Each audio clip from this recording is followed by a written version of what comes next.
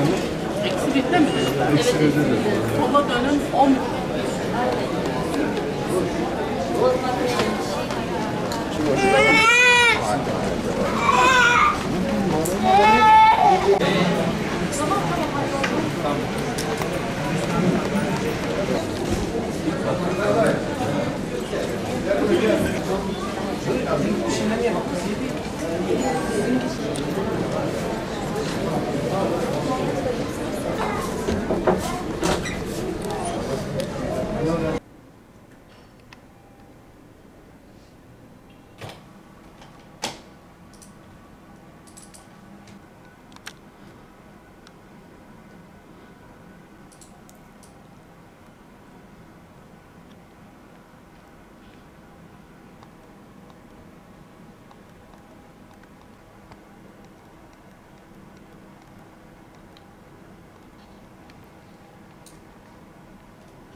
Bilindiği üzere hem çocuklarda hem erişkinlerde böbrek taşı oranı artmakta. Bunu da kolaylaştıran birçok faktör bulunmaktadır. Bunların en başında yetersiz sıvı alımı gelmektedir. Aynı zamanda tuz ve tuzlu gıdaların çok tüketiliyor olması, üriner sistemdeki anatomik patolojik durumlar, tekrarlayan üriner sistem enfeksiyonları, bazı metabolik durumlar böbrek taşı oluşumunu kolaylaştırmaktadır. Özellikle bu yaz aylarında yetersiz sıvı alımı üriner taş oluşumunda kolaylaştırıcı bir faktör olarak görülmektedir. Bu yüzden özellikle çocuklarda hidrasyonun ve sıvı alımının ileri düzeyde desteklenmesi gerekmektedir. Üriner sistemdeki taşlar eğer ki tedavi edilmezse enfeksiyonlara yol açmakta. Bu da daha ilerlerse tekrarlayan bir durum olduğunda ve üriner sistemdeki taşa herhangi bir müdahalede bulunmazsa, o taş üriner sistemden eğer ki düşmezse veya alınmazsa böbrekte kalıcı hasarlara neden olabilmektedir. Bu da kişide kronik böbrek yetmezliği, sonuç olarak da yaşam kalitesini daha fazla bozabilecek, diyalize kadar gidebilecek böbrek yetmezliğine götürebilmektedir. Özellikle yaz aylarında çok sıcaklıktan dolayı ciddi düzeyde sıvı kaybımız olmaktadır ve bu sıvı kaybının mutlaka yerine konulması gerekmektedir. Burada sıvı kaybından bahsederken kesinlikle asitli içeceklerden bahsetmiyoruz. Sudan bahsediyoruz. Kaybettiğimiz kadar suyu mutlaka içmemiz gerekmektedir.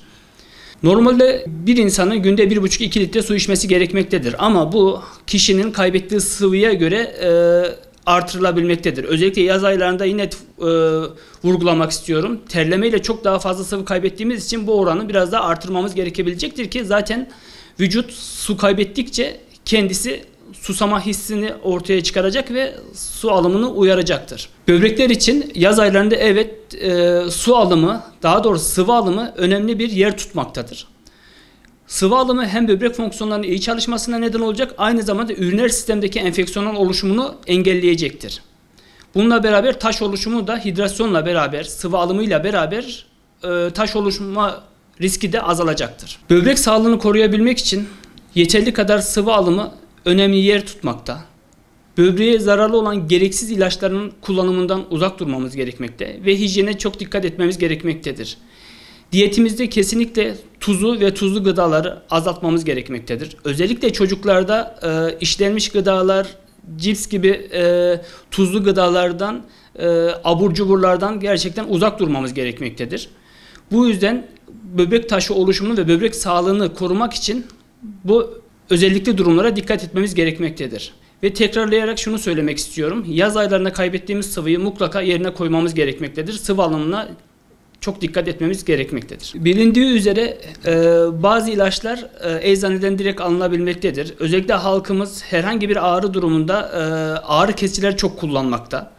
Bunlardan özellikle uzak durmamız gerekmektedir. Herhangi bir hekim önerisi olmadığı sürece kesinlikle gereksiz ilaç alımından kaçınılması gerekmektedir. Birçok ilacın böbrek üzerinde etkisi olduğu biliniyor.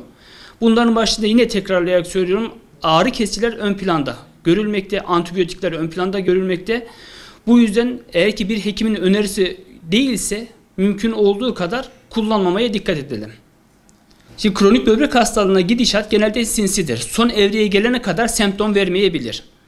Bu yüzden özellikle aile öyküsü de varsa bir kişinin veya kronik bir hastalığı mevcutsa, diyabetes mellitus gibi, hipertansiyon gibi, kalp yetmezliği gibi herhangi bir hastalığı varsa mutlaka böbrek açısından belli aralıklarla kontrolünü yaptırması gerekmektedir. Aksi takdirde hastanın semptomları ortaya çıktığında hastalığın son evresine girmiş olabilmektedir. Şayet bu kontroller sırasında eğer ki yakalanırsa böbrek hastalığı, böbrek hastalığının progresyonunu yavaşlatacak bazı önlemler alınabilir. Aksi takdirde böbrek yetmezliği son evreye geldiğinde elimizdeki seçenekler diyaliz ya da böbrek nakli olmaktadır. Kronik böbrek hastalığına gidişatı azaltmak için mutlaka böbreğe zararlı olan her türlü durumdan uzak durmamız gerekmektedir. Aynı zamanda böbrek kontrollerini mutlaka yaptırmamız şarttır.